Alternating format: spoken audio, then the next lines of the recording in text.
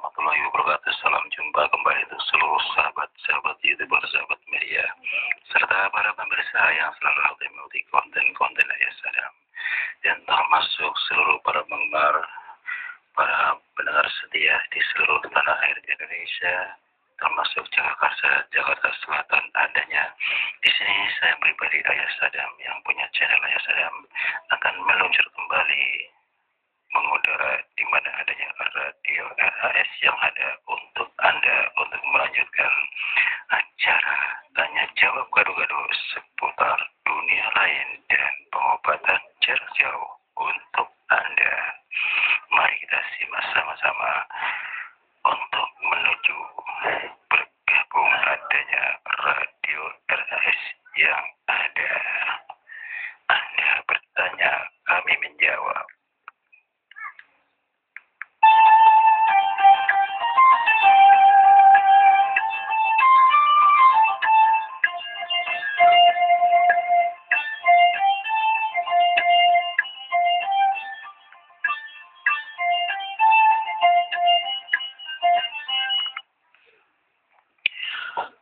Assalamualaikum warahmatullahi wabarakatuh. Salam jumpa kembali untuk seluruh sahabat-sahabat setia, para penggemar, para pendengar setia di seluruh tanah air Indonesia, di Jakarta Selatan dan sekitarnya, termasuk negara tetangga kita yaitu Malaysia, Korea, Cina, Jepang, Italia, Singapura, Pakistan, Abu Dhabi, Saudi Arabia, termasuk negara-negara tetangga yang lainnya. Semoga kita senantiasa tetap dalam lindungan Allah Subhanahu wa Ta'ala. Ini saya pribadi selaku pembawa acara di mana adanya radio RAS untuk Anda, Bung Jepri, untuk melanjutkan acara demi acara, tidak lepas dari tanya jawab gado-gado di seputar dunia lain dan pengobatan jarak jauh untuk Anda. Saya selaku pembawa acara, Bung Jepri, akan memberikan solusi atau pencerahan buat Anda semua yang terkait atensi yang masuk di meja studio radio RAS yang ada. Mari kita simak sama-sama. Mari kita kembali ke belakang. Semoga kita tetap dalam lindungan Allah Subhanahu wa Ta'ala. Akan saya bacakan satu atensi yang pertama, yaitu saudara Firman yang ada di Bogor. Beliau mengatakan dalam atensinya, Assalamualaikum warahmatullahi wabarakatuh. Salam bergabung, salam kenal, salam senggol-senggol, Bung Jepri. Saya Firman dari Bogor. Saya mau memperjelas ini masalah kisah-kisah sudah 1 tahun yang lalu, Bung Jepri. Jadi begini, Bung Jepri, saya terus terang dibilang orang Jawa Raya, terserahlah apa kata orang ya. Tapi sekarang kan saya sudah sadar nih, udah umur. Jadi kan saya menceritakan masalah kisah sudah cukup lama. Tapi setahun yang lalu, ceritanya kan saya lagi merantau nih di satu tempat. Saya nggak mau nyebutin nama, pokoknya merantau lah begitu. Bertemu dengan seseorang. Memang awalnya saya juga agak ragu ya, dan banyak tanda tanya orang tersebut. Kalau menurut saya, ya terus terang walaupun saya sudah umur, ilmu itu tidak dimanfaatkan lagi, Bung Jepri. Tapi saya bisa membaca dengan dia memiliki ilmu rawa-rawa rontek. Pada saat saya sudah menganalisa demikian, besoknya ada kejadian ceritanya nih. Saya menyaksikan sendiri orang tersebut yang mengajak kenal dengan saya. Tiba-tiba, entah kenapa, ada orang luar, saya juga kurang jelas, berkelahi sama dia, yang membuat saya kaget. Dari mata saya sendiri, si musuh itu ceritanya kan bawa celurit nih, dibacok karena tangannya lepas tuh ceritanya tuh orang yang ngajak kenalan sebelumnya. Si tangan itu yang jatuh langsung kembali normal. Dia bisa ngangkat sendiri dari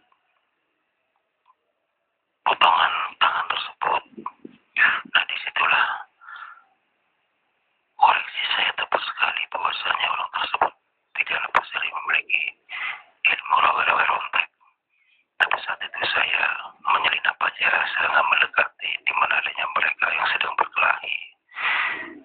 Singkat kata, yang membuat celurit tunggang langgang lari. Nah, disitulah saya kembali lagi ke rumah. Saya nggak mau mendekati orang tersebut. Mohon pencerahannya Bung Jepri. Orang yang memiliki rawe-rawe ontek itu apa sih kelemahannya dan ilmu apa yang disebut namanya rawe-rawe ontek?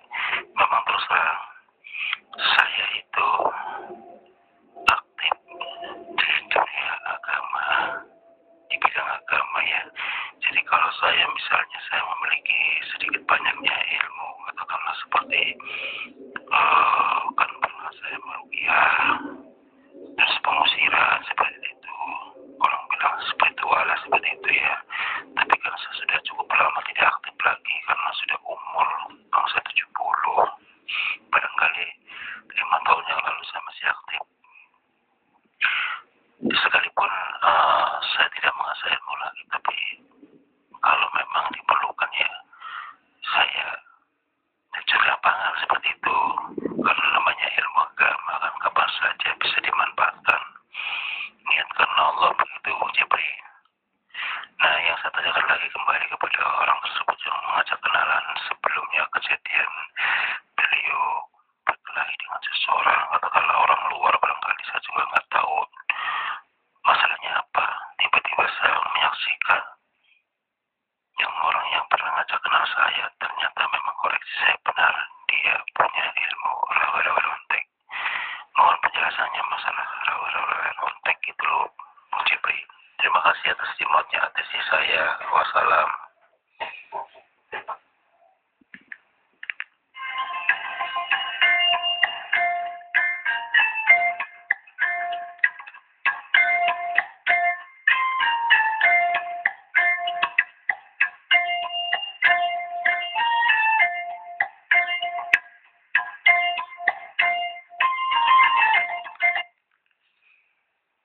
Waalaikumsalam warahmatullahi wabarakatuh. Untuk saudara Firman yang ada di Bogor ya. Saudara Firman, mudah-mudahan Anda mendengarkan. Kalau memang terjangkau adanya di lingkup Jabodetabek. Kalau kita bicara masalah rawe-rawe ontek, yang Anda tanyakan kan masalah rawe-rawe ontek ya. Tapi kembali kepada Anda. Menurut keterangan Anda adalah mantan seorang ahli spiritual. Setidaknya Anda mengetahui hal itu ya. Ya, saya paham Anda beruqyah. Saya percaya bahwasanya yang namanya ruqyah itu kan melanjutkan cara Nabi ya. Tidak lepas amalannya dari Al-Quran seperti itu. Nah, mari kita kembali masalah pertanyaan Anda tentang rawe-rawe ontek. Rawe-rawe ontek itu memang zaman dulu masih banyak ya. Bahkan sudah difilmkan segala macam. Kalau saya akan mengoreksi kembali kepada mengenai ilmu rawe-rawe ontek yang katanya dipotong, dia akan kembali normal lagi.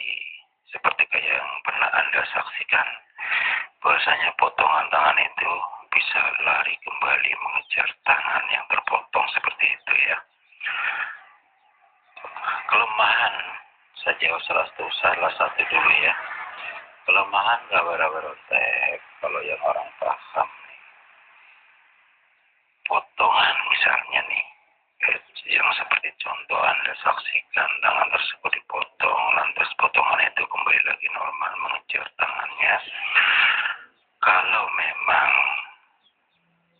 orang yang paham, begitu dipotong, potongannya langsung dibawa sejauh-jauhnya dan dikebumikan. Memang dia ibaratnya kayak seperti radar, bisa mencari potongan itu seperti itu. Ilmu rawe-rawe ontek ya.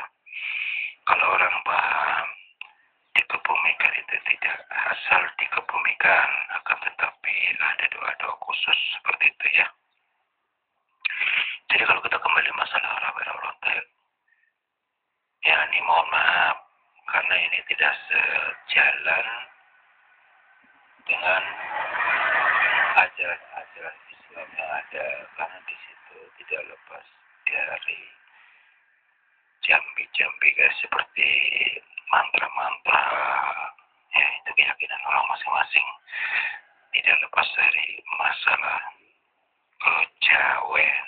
Zaman dulu kan masih kejawen banyak ya, sekalipun sekarang masih ada, tapi Islam itu kan mengajarkan selama kita masih berpatokan dengan Quran dan hadis, itu sebagai tauhid kita ya, kita insya Allah tidak akan pernah sesat.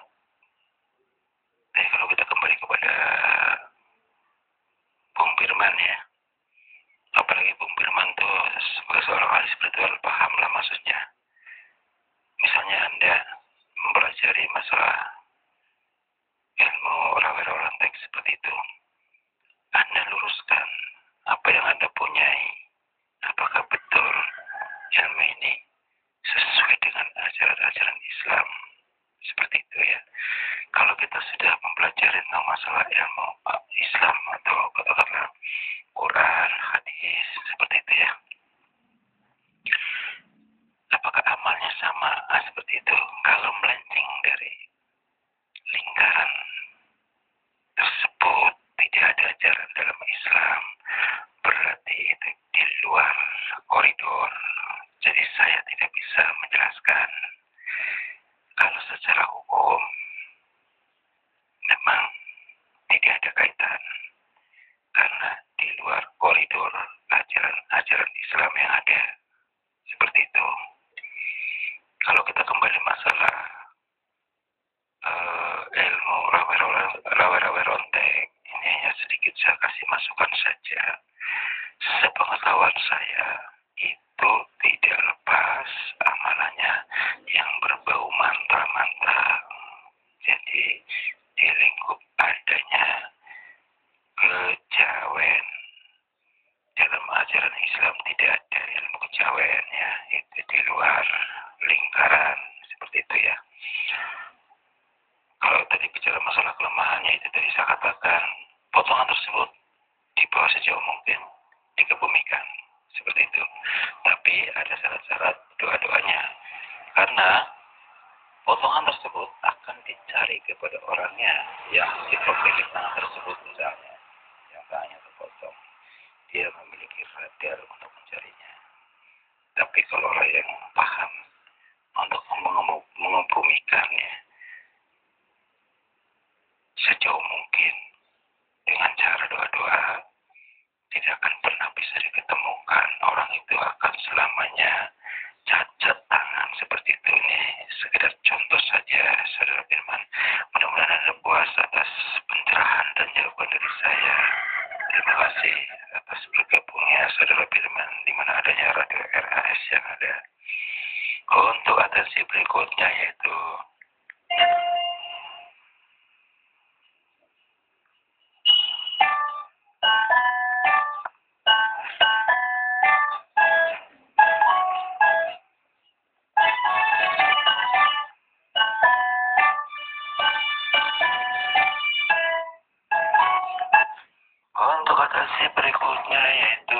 Saudara Dika dari Jakarta Utara ya. Beliau dalam atensinya menuturkan, Assalamualaikum warahmatullahi wabarakatuh. Bung Jepri, salam kenal, salam senggol-senggol ya. Saya punya kisah nih, sudah 5 tahun yang lalu. Saya kan ada di Jakarta Utara nih. Kebetulan di dekat rumah saya kan dekat jembatan tuh. Ya cukup lumayan sih kalau malam kelihatannya, kalau dirasa angker gitu. Entah kenapa saya biasa duduk di situ sampai malam hari ya. Tiba-tiba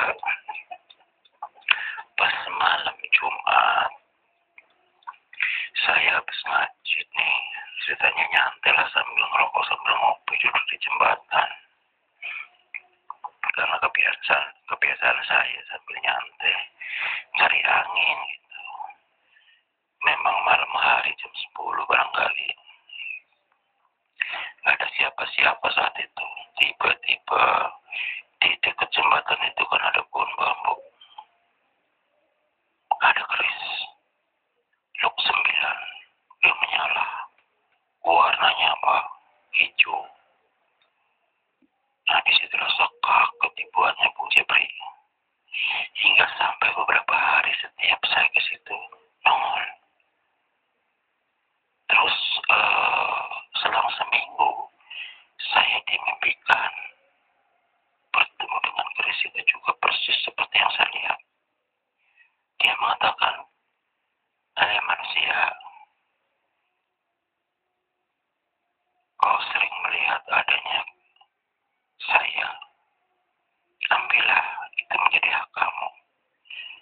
Saya adalah keris luk 9." Dia katakan demikian, Bung Jepri. Begitu saya bangun, saya bengong, saya kaget mengingatkan masalah mimpi. Hingga sampai saat ini, Bung Jepri, itu jembatan kan nggak jauh dari rumah, kurang lebih ya bangsa 400 meter lah begitu. Mohon penjelasannya, Bung Jepri. Siapa sih keris itu sebenarnya, kok bisa bicara melalui mimpi? Terima kasih atas dimohonnya atasi saya, dan saya tunggu pencerahan dan solusinya seperti apa. Wassalam.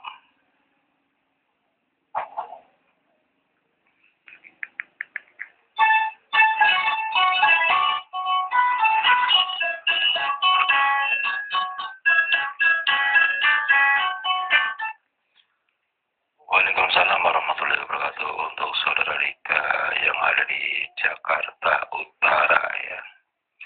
Kalau kita bicara masalah keris, apalagi luk 9 ya, tapi Anda tidak menjelaskan tentang masalah keris apa.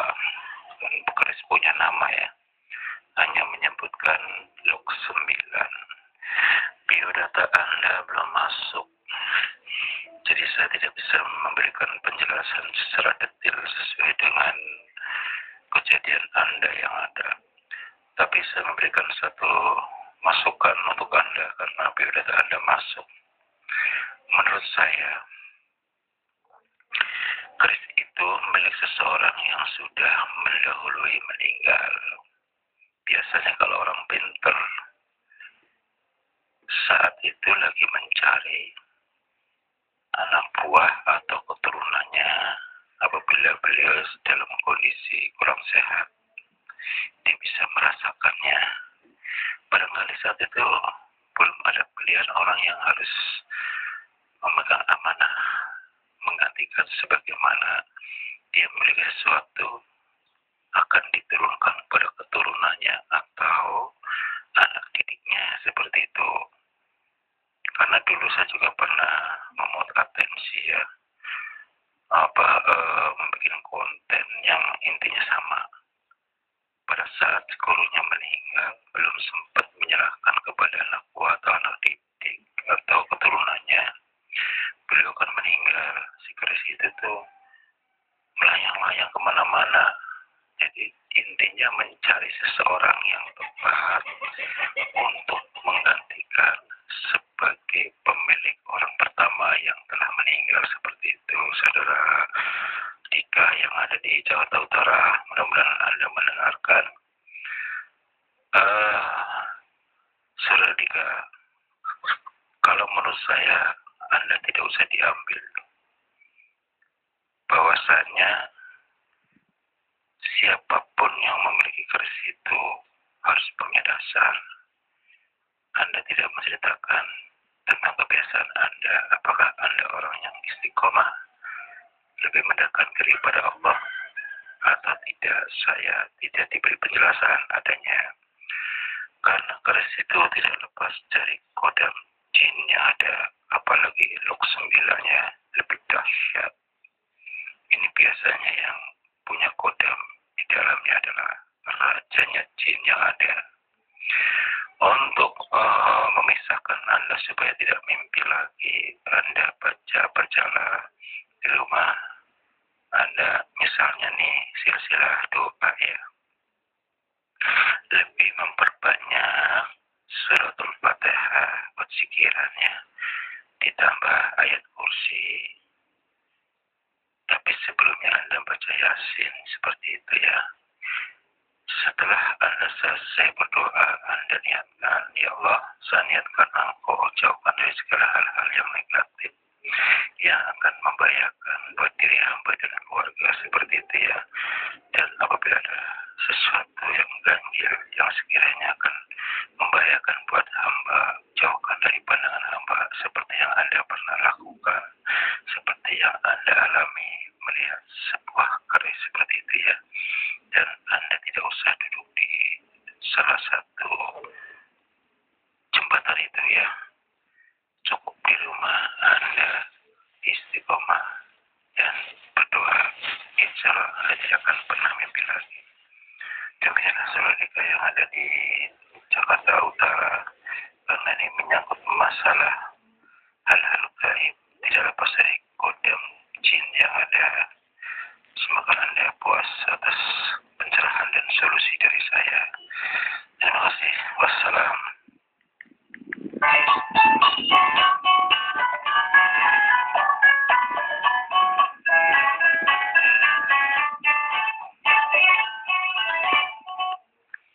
Untuk atensi berikutnya yang terakhir ya, karena sebentar lagi kan jeda, saya akan manfaatkan waktu. Tinggal satu lagi atensi yang akan saya bacakan, yaitu saudari Ibu Ani ya, yang ada di Jakarta Utara juga ini. Atensinya mengatakan, Assalamualaikum warahmatullahi wabarakatuh. Bung Jepri, salam kenal, salam senggol-senggol ya. Saya Ani dari Jakarta Utara. Begini Bung Jepri, saya kan ya dibilang terlalu tua, enggak, masih umur 35. Kok telapak kaki saya rusak parah ya, bergaris-garis, terus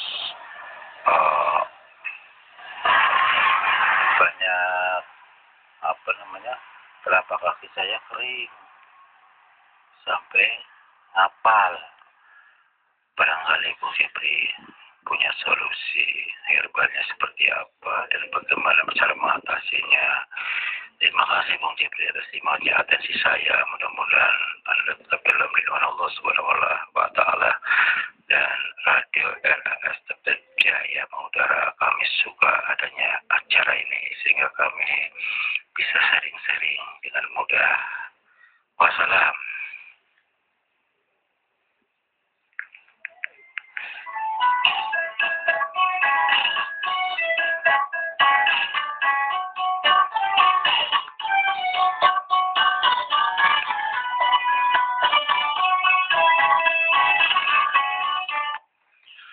Waalaikumsalam warahmatullahi wabarakatuh. Untuk saudara-saudari kita Ibu Ani yang ada di Jakarta Utara.